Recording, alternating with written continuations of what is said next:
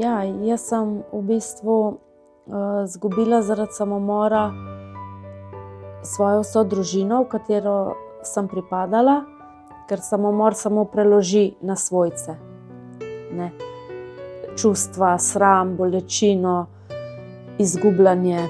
Ker pač čutiš, da je obupav nad samim seboj, nad življenjem, ne veš pa zakaj. In zato dostikrat rečem, samomor je res skrivnost. Če jaz potrkam na kaka vrata, pač želim tudi pomoč, a ne, se reče pomoč greš, pomoč, ne. In vztrajaš, dokler je ne dobiš.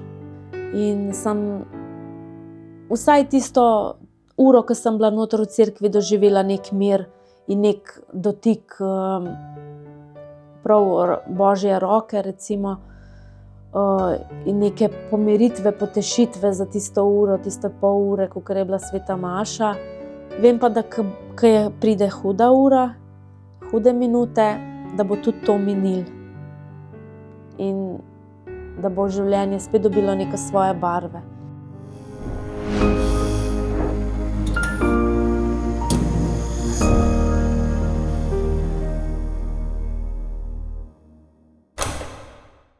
Spoštovane gledalke, dragi gledalci, dobrodošli v novi epizodi oddaje Reflektor. Danes imamo eno tako resno temo, ki se jo bomo lotili z največjim spoštovanjem. Govorili bomo o žalovanju, in sicer specifično o žalovanju po tem, ko je nekdo v družini naredil samomor. Z nami je gostja Anja Klančar, ki ima izkušnjo s tega področja in se je odprla za to, da bo podelila svoje pričevanje z nami. Anja, dobrodošla. Dober dan. Hvala, da ste prišli v našo oddajo. Kar za začetek bi dala vam besedo, če lahko na kratko opišete svojo zgodbo.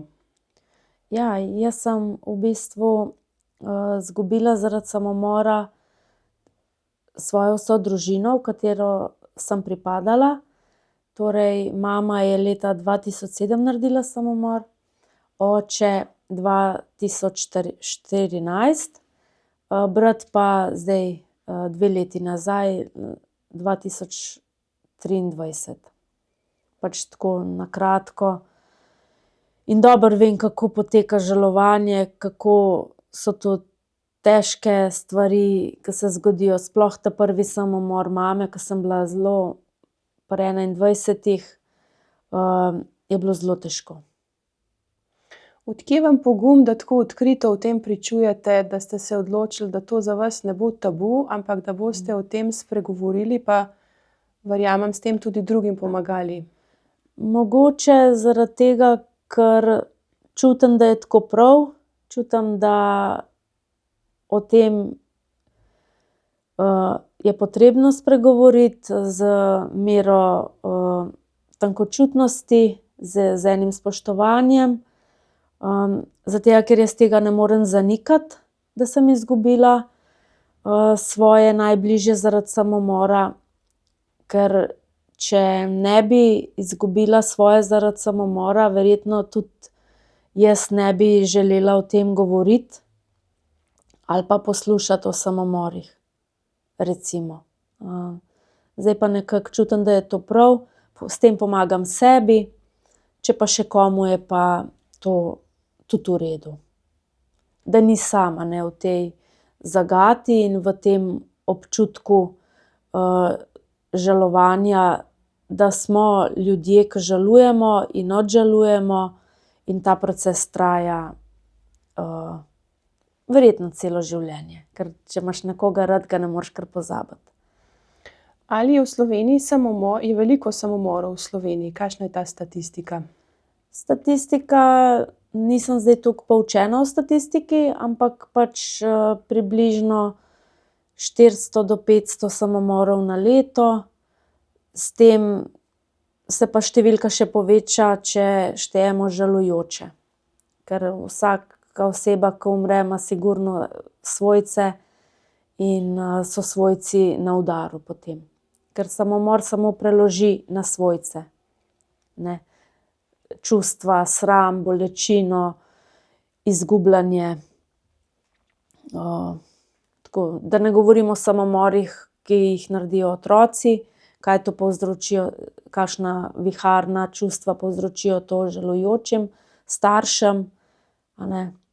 Jaz imam izkušnjo staršev izgubiti pa brata, a ne. Tako, name se pa tudi obračajo starši, ki preberejo tole knjigo, pa se z njimi pogovorim. Tako, napisali ste knjigo Ko izgubiš, pripoved o prebolevanju samomora v družini.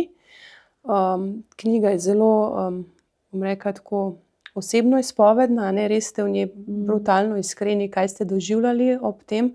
Predvsem, oziroma govorite o situaciji po smrti mame, torej prvemu samomoru, ki ste ga doživeli. In se mi zdi, da je res lahko en uvid v doživljanje, ki je res zelo, zelo težko. Mislim, nepredstavljivo težke stvari so to za človeka. Tak vtis sem dobila, ko sem knjigo brala.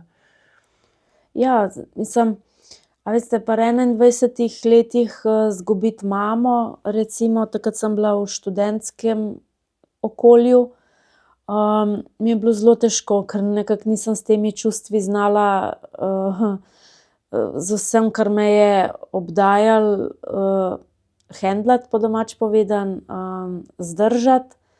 Vsa ta boleča, nasprotujoča si čustva do mame, a ne, ker po eni strani imaš nekoga rad, po drugi strani moraš sprejeti, da ni hotel več živeti. Pa zakaj ne, ne, in ta vprašanja ti ne dajo miru, dokler se z njimi nekako ne pomiriš, ker moraš sprejeti, da vsega pač tukaj ne moreš razumeti. Niti ne moreš dojeti, ker tudi toliko presega. Vas je samomor torej jasno presenetil, je prišel kot strela z jasnega? Ja, kot strela z jasnega. V nedeljo po sveti maši, ko sem prišla domov, so že vsi vedeli, da mame ni več. Recimo. Jaz sem skoraj med zadnjimi izvedela, ker sem bila ravno takrat pri maši, a ne, v nedeljo. In to opisujem potem do očetovega samomora, ker ko sem to knjigo pisala, je bil moj brat še živ, a ne, tako da mogoče pomemben podatek. Mogoče bo kaj materiala nastajalo še za drugo knjigo, ampak zaenkrat je to, kar sem napisala, največji izraz te bolečine, a ne, iz katere sem pisala in kateri sem se posvetila. Kateri od samomorov vas je pa najbolj presenetil izmed vseh treh? Če se sploh da tako rangirati, no. Vsi, ne da se. Vsi so bili žalostno, da se je to zgodilo. Kakšne stigme spremljajo svojca, ki izgubi bližnjega zaradi samomora? Predstavljam si, da je to zelo težko za doživeti tudi zaradi nekako okolice. Kako se okolica na to odziva? Kakšne so vaše izkušnje? Glede na to, da je bolj iz domačega okolja, vaškega okolja prihajam, ampak to ne pomeni, da nekaj časa se seveda govori, a to je pa ona, ki je mama naredila samomor, potem pa ljudje to pač pol pozabijo. Mislim, pozabijo. Gre naprej, ke se ves čas nekaj dogaja po vaseh, domačijah, pa mislim, da tudi v mestu ni drugače dosti. Tudi ljudje nekako vejo drug za drugega. Ta šepetanja, a ne, ke smo tudi žalujoči tukaj na potezi, da jasno povemo, kaj potrebujemo, kaj si želimo. In na ta način pol, a veste, zdržati z nekom, ki je izgubil nekoga zaradi samomora, tisti trenutek je tudi težko za tisto osebo, a ne, ker ne ve, kaj bi rekla, ne ve, a bo prizadela ali bo dodatno povzročila stisko. Zato smo tukaj žalujoči na potezi, da pač povemo, da bi se o tem pogovarjali, da bi pač o tem tudi, ne, ker noben noče drezati, a ne. Vsi se nekako bojimo en drugega. Sploh pa, ke je hudo, a ne. Saj prve dni po pogrebu so še ljudje Pa ostaneš sam, pa je pa ti maša 7. dan, 30. dan, pol, ko je 1 leto, je zelo malo ljudi. Ampak tako je, življenje gre res kar naprej. Čeprav bi želel, da se ustavi, ker tako trpiš kot žival. V primerjavi žalujoči, ker trpimo, a ne. Jaz sem zelo trpela, ne. In sem si tudi pomagala na kakšen nepravi način, a ne. Ampak me je izučilo, kar je bilo tudi potrebno, a ne. K sreči sem dobila pomoč v obliki pogovorov na zdravstveni sistem in tukaj lahko rečem, da imam same pozitivne izkušnje, a ne, ker sredstev nisem imela za kake terapije ali pa karkoli, a ne. In mi je to zelo pomagalo. Ne. Če se še malo vrneva, ste rekli, da se okolica ne zna odzivati oziroma da je nek strah prisoten, kaj reči, kako reči, adrezati ali ne. Kaj bi recimo torej vi svetovali nekomu, ki pride v stik z človekom, ki je izgubil bližnjega zaradi samomora, kako pristopiti, no? Kaj narediti? Kaj reči, a biti rajši tiho? To je toliko težko, ker smo si toliko različni. Eni radi rešujejo stvari s humorjem, eni radi, ne vem, so tiho, eni radi se ga pol zakadijo, ne vem, pa nekaj pametujejo. Da ostaneš takšen, ke si, pristen. Da vprašaš, a gremo v kino, a rabiš kaj iz trgovine. Tako ke je bil covid čas, ke smo en drugega obiskovali pa na vratih puščali kakšno govejo juho ali pa karkoli. Recimo povabiti na kakšen koncert. Pa ne biti užaljeni, če bo žalujoči odreagiral burno pa čustveno, a ne. Ker najprej reče ne grem, pol ene 10. bo pa že žalujoči pa rekel, no, pa grem. A ne, ne se tiste ta prve puščice, ker sem bila tudi jaz zelo jezna na svet, ker sem mamo izgubila pri 21, a ne, to je zdaj 20 let je minilo, a ne. In lahko primerjam, kako je zdaj pa kako bi zdaj žalovala, ker bi bilo to čisto druga dinamika. Ker si z leti, recimo, da si malo starejši, malo bolj razumeš, no, vsaj upam, da bolj uporabiš razum kot čustva, ne. Tako da ja, ne vem pa, kako bi bilo, če bi bila mladoletna, če bi se mi to zgodilo, a ne. Kar se mi je, a bi me socialne inštitucije vzele pod svoje okrilje, ne vem. Ker si pa polnoleten, si odgovoren in sem sama trkala na vrata in iskala pomoč za svojo stisko. Samo da bi te kdo razumel, saj ne rabiš dosti, da bi razumel ta nemir, ta razjarjenost, ta čustva burna, a ne, ki pa niso enostavna. Mora biti pa nasproti človek, ki jih lahko prenese. To pa pač ne moremo pričakovati od svojcev, da bodo zdržali, ker so sami v stiski. Rekli ste, da je ogromno čustev, da so zelo burna, močna čustva. Tudi v knjigi opisujete tudi čisto na telesni ravni so ta čustva zelo izrazita, torej slabost, čisto neki taki simptomi. Ja. Lahko slabost, bruhanje, umedlevica. Ja, nemir, Nemir. tudi telo, a ne, tudi jaz recimo jokati nisem mogla 1 leto po maminem samomoru, ne. To sem tudi kakšnega strokovnjaka vprašala, zakaj ne. Pa ke sem želela jokati, to je tako kontradiktorno, želiš jokati, pa ne moreš, da daš to bolečino ven. In pač je pol prišlo po kapljicah, solze so tudi prišle. Pol čez čas, ko se je telo toliko umirilo, je tudi jok prišel, recimo. In tudi tega sem bila zelo vesela. In če vidite koga jokati, samo pustite, da jokajo. Ne ustavljati. Kar smo pa spet pri tem, da je treba zdržati, a ne. Mi bi radi to, daj nehaj jokati, saj bo, je težko zdržati z nekom, ke ihti pa joka. Zato sem tudi vedno v osami jokala. Ker mi ni bilo prijetno, da so me drugi mirili, da naj ne jokam. Recimo to. Enemu bi pa ustrezal pa drug način, a ne, ker smo si različni. Vsako žalovanje, mi imamo neke sheme, kako se žaluje, neka pravila, ampak neke faze, ampak to se preskakuje, to je mešanca vsega. Na kakšen način pa ste vi recimo potem skušali tudi na neke neprave načine pri svojem žalovanju mogoče tešiti to bolečino? Ja, ko misliš, da ti bo, ne vem, da ti bo alkohol pomagal, recimo, saj ni treba dosti.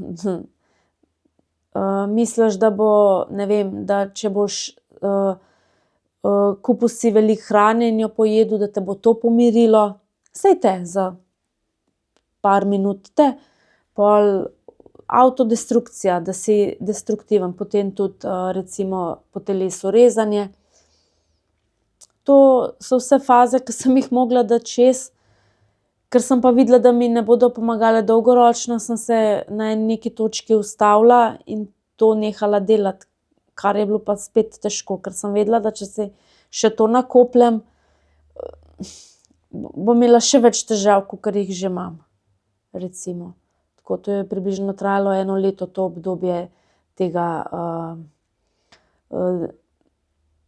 škodovanja sebi na neki način. In o tem se tudi premalo govori, ker to tudi veliko ljudi dela, da si pomaga, a ne. Zdaj, pa tudi verjetno pride faza, ko se zaveš, da je to nesmiselno početje. Fajn je, da ne zapadeš tu globoko, ker ne moreš pol ven, a ne. Tako nekako. Se temu reče zdrav razum, da me je ustavil, no, ne vem, plus pomoč drugih ljudi. Ali je bilo žalovanje pri vas vsakokrat je šlo nekako podobno, ali je bilo morda pri mami bolj intenzivno kot potem pri očetu, pri bratu? Vsako žalovanje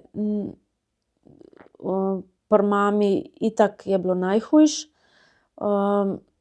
Pri očetu sem mogla zjokati tisto, kar pri mami nisem. Pri bratu sem izjokala tisto, kar pri očetu nisem, recimo, nekako na ta način. Ker je pa le minilo 8-7 let, ne, ker sem se nekako ravno zakrpala, pa se je pa spet odprla, ne. In vsak pogreb je nekaj zakopal, pa nekaj odprl. Meni osebno. Neke nove dimenzije trpljenja, izgubljanja, sprejemanja dejstev, da se je to res zgodilo. Da jaz ne morem reči, da so umrli naravne smrti, ker niso. Oni so obupali nad življenjem in nad, ne vem, nad samim seboj in nad drugimi ljudmi, ki so želeli mogoče jim tudi pomagati, ali na neprav način, a ne. In jaz ne morem reči, da so umrli zaradi infarkta, zaradi raka, prometne nesreče, težke bolezni, ne. Oni so se to odločili. Jaz pa pač o tem pričujem, ne vem. Ali mislite, da vam je zato, mislim, da je zato še težje, če si človek sam vzame življenje, je verjetno bolečina še večja, kot če bi šlo za naravno smrt? Ker pač čutiš, da je obupal nad samim seboj, nad življenjem, ne veš pa zakaj. In zato dostikrat rečem, samomor je res skrivnost. A ste tudi občutili krivdo morda zaradi teh samomorov, da niste vi naredili dovolj kot hčerka, sestra? Nekaj časa, ampak potem sem rekla, to oni so oni, vsak je za sebe odgovoren, spet sem uporabila razum in veliko terapije, pogovorov, da sem prišla do tega, da jaz nisem nič kriva. In to bi želela tudi sporočiti vsem tistim, ki tonejo v to krivdo, ki ti ne da dihati, ker se naredi kar ena obloga okrog srca in pritiska dol in ti ne veš, od kje, recimo. In sem tako nekako odprla, da sem nehala o tem razmišljati o krivdi. Vem pa, da je to težko, zelo.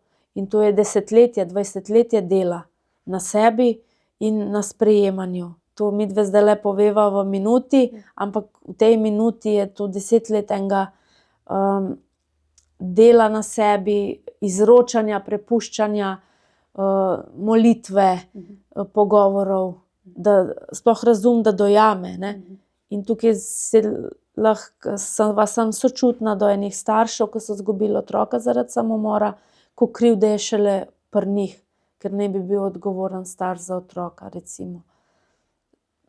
Ampak morajo tudi to predelati, da so vse naredili, kar so lahko.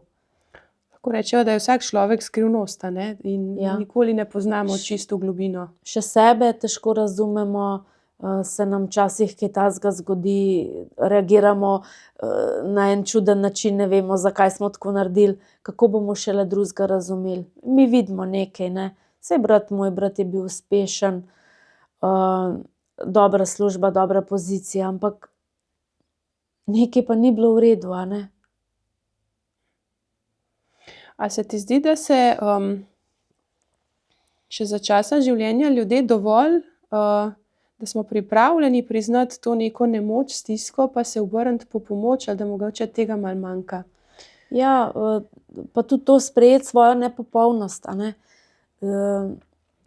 To je zelo, da ne moreš skozi pred drugimi biti super in ne vem kaj. Enkrat se človek zlomi in verjetno so se moji trije tudi zlomili, a ne. In verjetno se tudi kdo drug zlomi, da se odloči za ta korak, da naredi samomor, a ne. Ja, nekako sprejeti pa biti ponižan, da tudi nekdo drug kaj ve več, to ošabnost, ki jo nosimo v sebi, dati na stran, a ne, da če jaz potrkam na kaka vrata, pač želim tudi pomoč, a ne, se reče pomoč greš, pomoč, ne, in vztrajaš, dokler je ne dobiš. In da probaš zaupati tudi življenju, da ni vse tako grozno, vse tako zanič, a ne. Ja, vso družino sem izgubila zaradi samomora, ampak kaj pa lahko jaz naredim zdaj? Ali se naj skrijem v luknjo pa trpim, ali o tem malo spregovorim takrat, ko me povabite? Živeti eno normalizirano življenje, vsakdanje, tudi dolgočasno, a ne, služba, dom, ali samskost, ali partnerstvo, recimo. Nekako sprejeti, da je življenje tudi sivina, ne. Ni vse samo vedno na gor ali pa na dol, ampak da je tudi neka povprečnost in jo živeti, a ne. Tako kot sva se danes srečale, ni to vsak dan, a ne. Jutri bo pa nov dan, pa ne bo nobenega intervjuja, pa to bom sama s sabo, ne. Nekako probati preživeti dan, teden in z vsakim dnevom je pol res bolečina manj ostra. Ker rečejo čas celi rane, to dostikrat na pogrebih slišimo, saj to je čisto res, ampak takrat pa tega res človek noče slišati. Čas celi rane, res. To pa ostrina je manj ostra, bolečina je manj ostra. In te preobrazi, ja, trpljenje. Res. Narediti nekaj, da drugače gledaš na svet, na ljudi okrog sebe.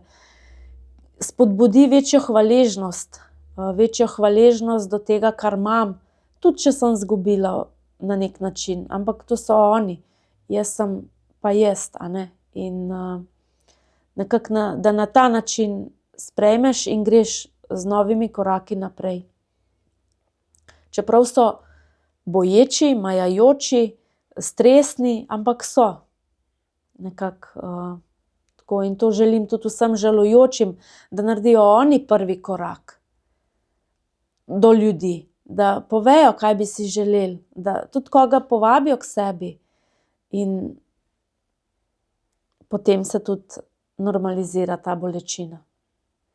Poudarjate to proaktivnost, torej malo je treba biti proaktiven tudi, čeprav si čisto sesut. Ja, sesut. Glejte, če bi jaz imela še kakšnega bratca, sestrico, bi verjetno mogla tudi za njih poskrbeti ali karkoli, ali pa kakšne ostarele starše, dedke, babice, samo nimam, a ne. Zdaj je res toliko, to ne pomeni, da se je treba skozi sam s sabo ukvarjati, da ne bo pomote, ker to tudi škodi. Preveč ukvarjanje sam s sabo pa vsa čustva analizirati, ampak tudi, da greš iz svoje kamrice ven.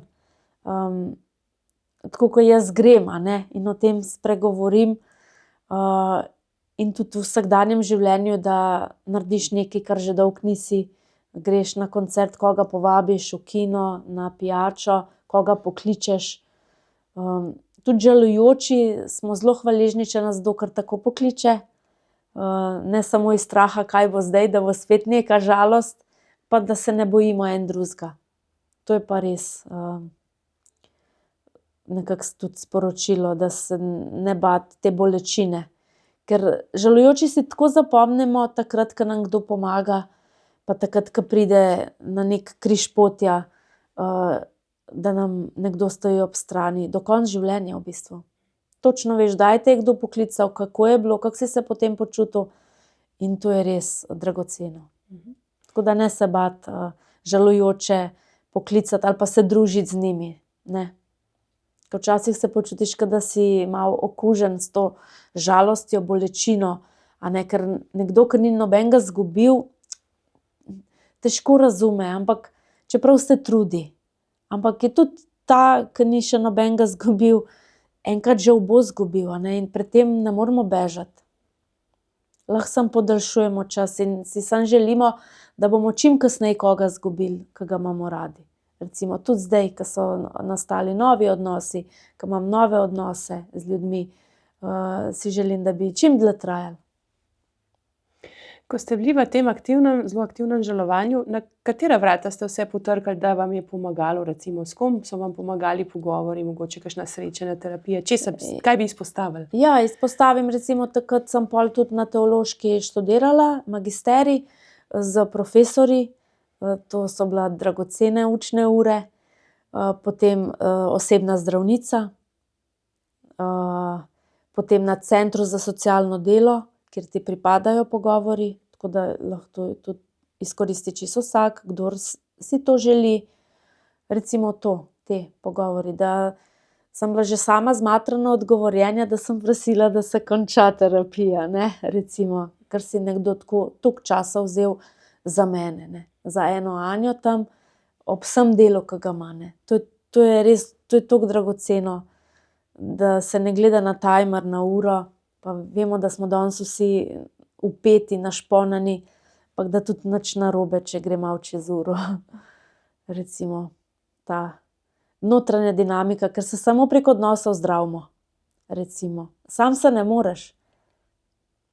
Recimo, tudi živali, živalski svet potrebuje en drugega. Tako da, koliko še Omenili, da imate 4 družabnice doma, a ne? Ja, Mucke, zelo ja. rada imam mačkone, mačke mi delajo družbo. Ko je bil oče še živ, smo imeli pa konje, ampak nisem glih ljubitelj konj, tako da čeprav se zdi, da sem sama, nekako nisem sama.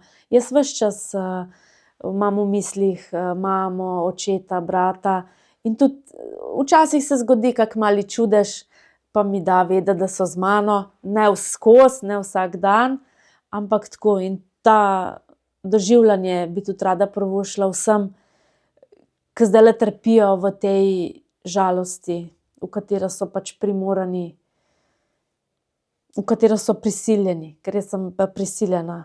To na nobenem ne bi želela, da se mi zgodi to, kar se mi je. Ali sama izbrala. Ja, ali sama izbrala, a ne. Ker bi vse prej kaj drugega. Ampak se mi je. Katere stvari so vam recimo še pomagale? Ste rekli pogovori? Ja, potem sem zelo veliko, ko govorim o koncertih, hodila na slovenske izvajalce, to lahko povem, ne. Dragocena besedila ima Nina Pušlar, sem obiskovala koncerte. Smo jo že imeli v Reflektorju tudi kot gostja, ja. Jan Plestenjak recimo, Žan Serčič, Gregor Ravnik, Rok Lunaček. Tukaj sem se nekako v slovenska besedila vrgla oziroma poslušala, ker so me tako božala, a ne, in sem raje izbrala glasbo, kot pa kakšen kozarec alkohola ali karkoli, ne. Vam je tek tudi pomagal? Pišete v knjigi, da ste tudi po tekli, mamini smrti kolesarili? sem kar veliko pretekla, da fizično telo zmatraš. Ja, to tudi, mogoče preveč, tudi kakšno obrabo kolena doživela, tako da zdaj se v glavnem uživam v plavanju in v sprehodih. Recimo to, pa kolesarjenje. Kaj ekstremnega pa ne, to za dušo. Dajte še malo povedati, v knjigi tudi opisujete, da ste hodili na terapijo, a ne, tudi na psihoterapijo. Ja. Se vam zdi, da vam je pomagala? Je imela ta terapija, psihoterapija kakšno vlogo pri vas? Ja, takoj po maminem samomoru smo dobili psihoterapijo za celo družino. To se mi zdi, da bi bilo potrebno tudi uvesti v zdravstven sistem, ko se naredi nekje samomor, da ima priložnost družina to sprejeti ali zavrniti, a ne na en tak lep, nežen način ponuditi to pomoč. No, do tam mogoče bomo že še enkrat kdaj prišli, ampak zaenkrat smo dobili vse na zdravstveno kartico, ker sta bila vključena še živeči oče in živeči brat, ne. Zelo nam je pomagalo, da smo se dobili v enem prostoru, kjer smo lahko izrazili, kar je koga motilo, težilo. Ker doma se nismo mogli pogovarjati, ker je vsak šel v svojo luknjo. Vsak v svojo sobo in to je bilo zdravilno. In sem hvaležna očetu in bratu, da glede na to moški, da težko sprejmejo, prosijo, da sta prišla. Pa da smo tistikrat 12-krat se dobili in nekaj razrešili. Vsega pa ne, a ne, ne delajo pa, ni pa zdaj to magic touch, da bo zdaj pa kar vse v redu in vse. Proces je to, dolg proces.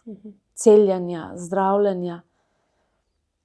Sploh, ko izgubiš mamo, ko idealiziraš na neki točki in ne gre to dvoje skupaj. Idealizacija in to, kar se zgodi, ne. Dajte mi povedati, vaša vloga vere v vašem življenju se mi zdi zelo pomembna in tudi sami jo zelo poudarjate. Sem dobila občutek ob branju knjige in zdaj, ko se pogovarjava, da ste zelo duhovna oseba oziroma da vam je ta dimenzija zelo pomembna. Na kakšen način vam je vera, Bog pomagal, ko ste prebolevali te težke situacije? Ja, po maminem samomoru sem jaz malo zamenjala župnijo za nekaj časa, ker mi je bilo težko, ker pač te pogledi motijo, vse te moti. In sem hodila na Rakovnik in sem vsaj tisto uro, ko sem bila noter v cerkvi, doživela neki mir in neki dotik prav Božje roke, recimo, in neke pomiritve, potešitve za tisto uro, tiste pol ure, kakor je bila sveta maša. In ja, osebna vera, ne znam povedati, nekaj, kar te presega, nekaj, kar veš, na kar se lahko nasloniš. Dostikrat se mi izmuzne, dostikrat sem samo človek in bi tegale našega Boga kar malo stresla, zakaj vse to se mora dogajati, ampak se, vedno pa dobim odgovor na svoja iskanja, vprašanja. Ne vedno takoj, a ne, bolj se vrtim v krogu, ampak takrat pol neham pričakovati in potem se kar neke stvari razjasnijo, brez da jih ti na silo, ne, tako kot damo seme, ne bezamo skozi, ali pa rana, je tudi potrebno, da se zaceli, da jo ne skozi drezamo, ker pol se skozi gnoji, ne, recimo. In v bistvu, ko pustiš, se začne tudi celjenje. In tudi te predstave o Bogu, a ne, Bog je ljubeč, ja, seveda jih je vzel v svoje naročje, kljub tragediji, ki so si jo zbrali. Recimo, in ne morem verovati v enega Boga, da moje 3 ne bi k sebi sprejel, ker je Bog ljubezen. Čeprav vemo, da samomor je greh, smrtni greh, ampak je tudi cerkvena doktrina tako že napredovala po drugem Vatikanskem koncilu, da tisti, ki si naredijo, vzamejo življenje, se jih pokoplje na posvečeni zemlji, molitve, še bolj, mogoče duhovniki zdaj še bolj s sočutjem pristopajo k takim stvarem. In tudi premoženja ne vzamejo svojcem, tako kot so delali, ne vem, 500 let nazaj, a ne. In so bili še na ta način ožigosani, a ne. Tako da jaz imam zelo tolažilne besede s strani našega domačega župnika in domačih faranov. Imate to milost, da niste vere izgubili, a ne? Čeprav ste take težke preizkušnje doživeli. Ja. Marsikdo bi morda Cveren Izgubil vero. vere držim, cveren vere držim, tako kot se mora vsak truditi za svoj osebni odnos. Zagotovo pa ni vera več površinska, tako kot je bila prej, a ne. Tradicija iz roda v rod, a ne. Mogoče, če bi se tudi moji trije na vero oprli, glejte, imamo zelo verujoče osebe, ki pa tudi naredi kakšen tak korak in naredi samomor, ker smo samo ljudje, brez tistih funkcij, a ne. Tudi kak duhovnik omaga, tudi kaka sestra, kak brat. In v teh primerih se skupno še bolj poveže, še bolj moli in daruje svete maše. Dober poudarek za to, da se tudi vsi večkrat spomnimo moliti tudi za te duše, a ne, ki so tako trpele, da so se nekaj takega težkega odločile. Ja. Ker tudi verjamem, da molitev lahko zelo pomaga tudi v teh primerih. Pomaga, Žalujočim pa tudi tem dušam, ki so ja, zdaj. a ne. pomaga, pomiri, zato nam cerkev vse daje, zakramente, sam pač nekaj moraš pa tudi sam narediti, a ne. Ne vem, iti, stopiti na pot, a ne. Vi ste magistrirali na teološki fakulteti, ne znam čisto na pamet naslova, ampak vem, da je šlo za primerjavo med žalovanjem po naravni smrti pa po samomoru. Kaj pa ste ugotovili, no, recimo, kakšna pa je ta primerjava? Je primerjava, samo statistično ni pomembnih razlik, ker je bil vzorec zelo majhen, 50 žalujočih po naravni smrti pa 50 žalujočih po samomoru. Predvsem, da tisti, ki so izgubili zaradi samomora, doživljajo gromozansko krivdo. To je izstopajoč podatek. Drugače pa žalovanje tam. Krivda je pri žalujočih po samomoru, kar sem sklepala, da bo tako. In se vam je teza potrdila. Ja, tako.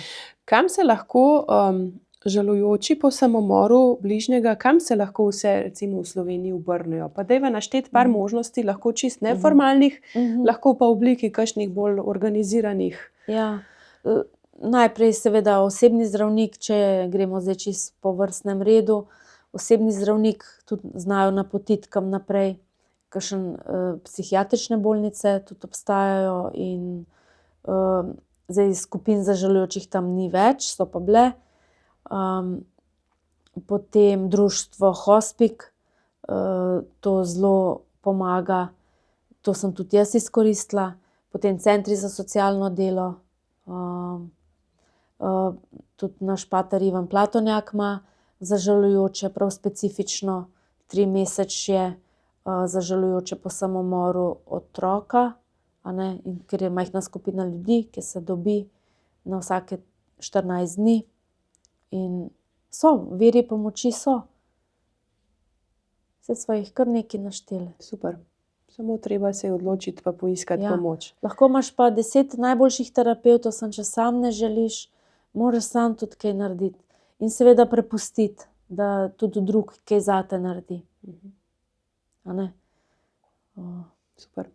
Se stegniti ven z roko in prositi za pomoč in jo tudi potem znati sprejeti. Ja, Ja. pa ne, jaz je ne bom, jaz je ne rabim, a ne. Da se nekaj časa to funkcionira, ampak slej ko prej te telo izda ali pa nekako duševno zdravje potrka na vrata, da ko je duša nemirna, razrvana, a ne, sploh takrat, ko je najgloblja bolečina.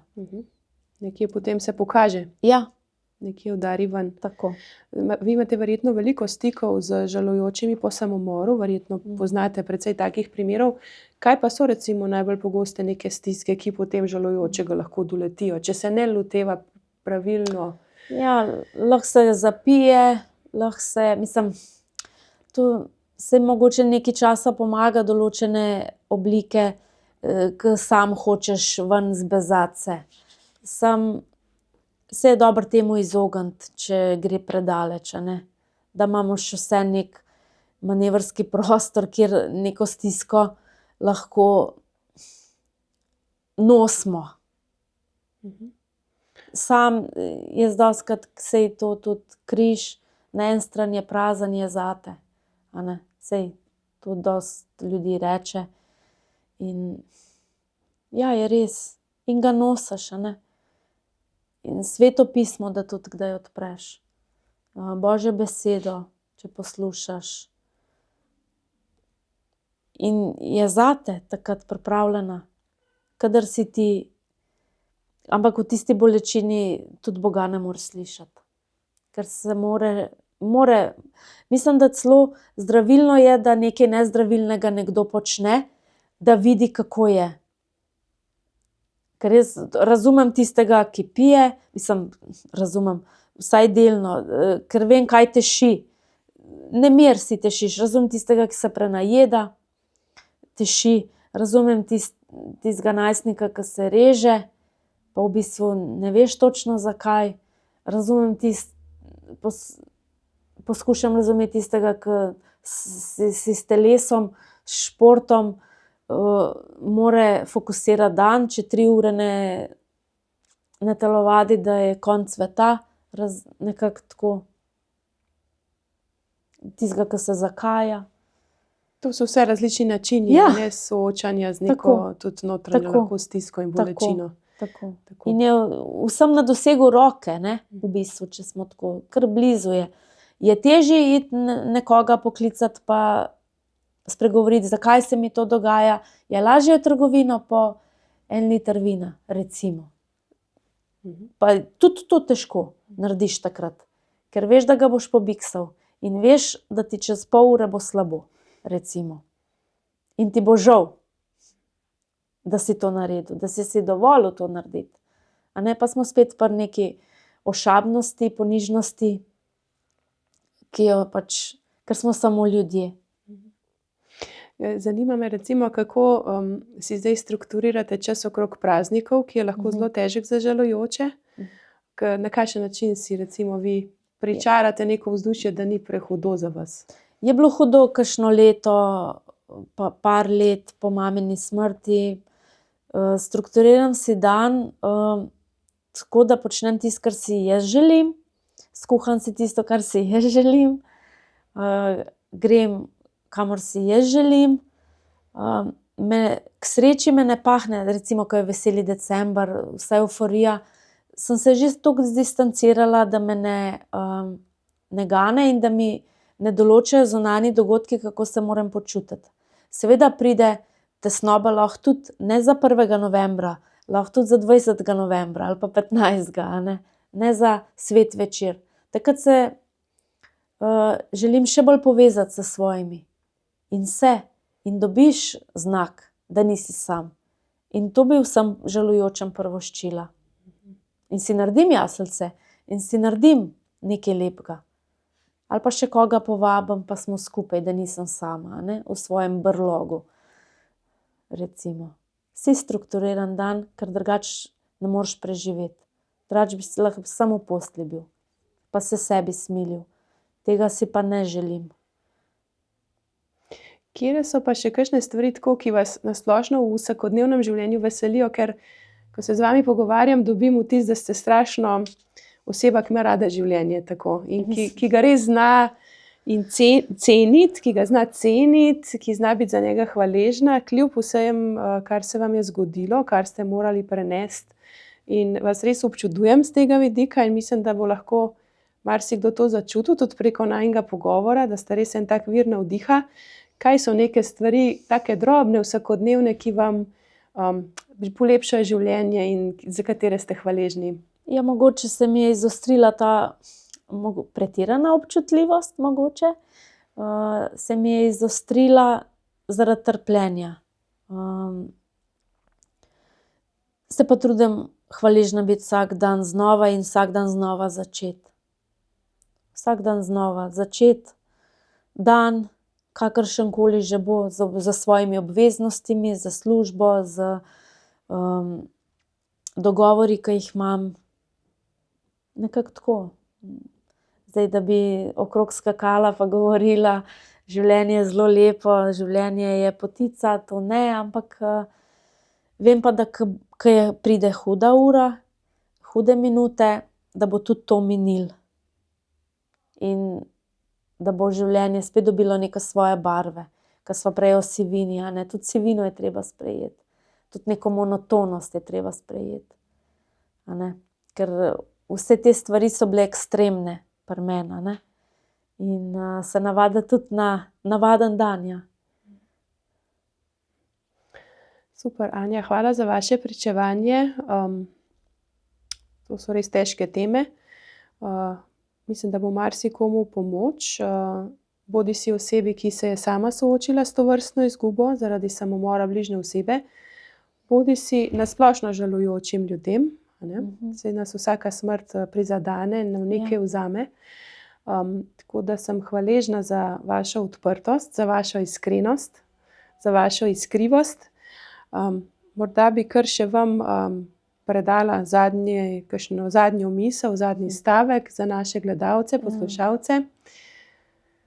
Jaz v bistvu nerada svetujem, ker ne, čeprav je v knjigi moj kontakt, e-mail, pa mi kdo piše.